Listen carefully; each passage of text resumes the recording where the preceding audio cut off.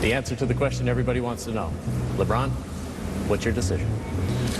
In this fall, man, this is very tough. In this fall, I'm going to take my talents to South Beach. That was the moment that changed the NBA forever.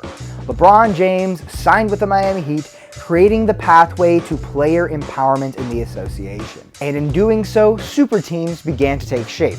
Think of the Marvel Cinematic Universe, only less oversaturated. Hi, I'm Jeff Wall. You might remember me from such videos as the Justin Fields hype video, or Should Athletes Stick to Sports, or the Cover 4 podcast, which you can get on all podcasting platforms. Today, we're going to talk about what we learned this NFL offseason and why this can't happen over here. Let's backtrack a little bit.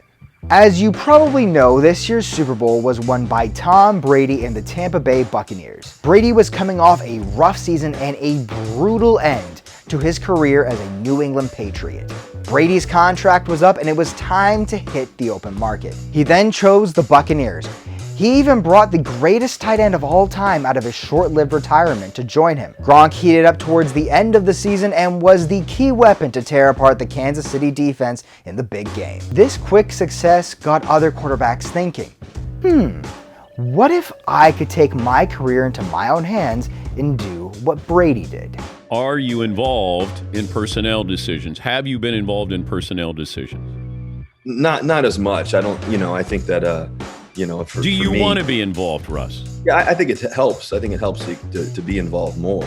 Russ demanded a trade, and his saga began. Fast forward, and now Aaron Rodgers was on the trade block, and it looked so definite that Rodgers was either going to get his way or he might leave the game for good. Now let's keep something in perspective here. Quarterback is the most valuable position both on and off the field. So if any position or any player is going to have leverage, it's them.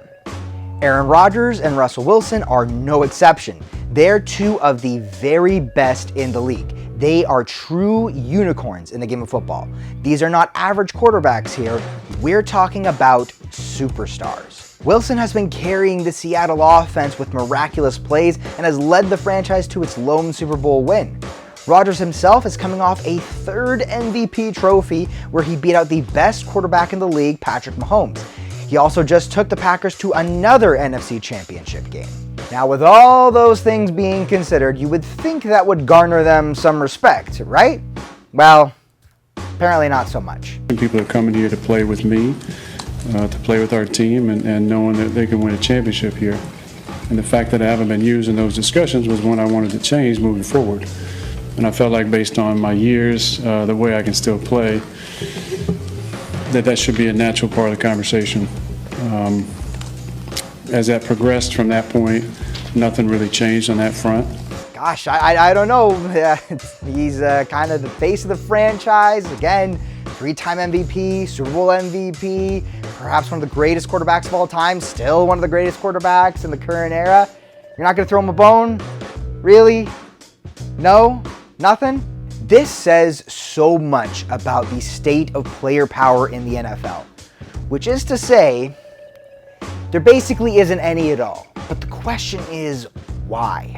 The complexity of NFL contracts is something that I can't even fully wrap my head around, and I think a lot of people generally, even in the league, can barely wrap their head around NFL contracts. But one thing that we do know about NFL contracts is that the money is pretty much not guaranteed, fully at least, including the bottom guys all the way up to the Aaron Rodgers and the Russell Wilsons of the world, which gives the front offices a massive upper hand. All athletes, even today's quarterbacks, have short-lived careers compared to the rest of the normal world.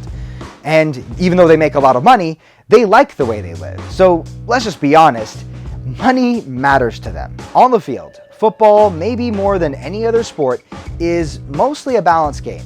Even today, with the rules favoring offense and heavily favoring quarterbacks, in the postseason when it really matters, you're only as strong as your weakest link, or you're Kevin King. Even Mahomes, the most talented quarterback of all time, couldn't sniff the end zone versus the Bucs because the rest of his team stunk it up. So while you might need a good quarterback to win a Super Bowl, Even the best Patrick Mahomes doesn't impact the field the same way the best LeBron James can impact the court.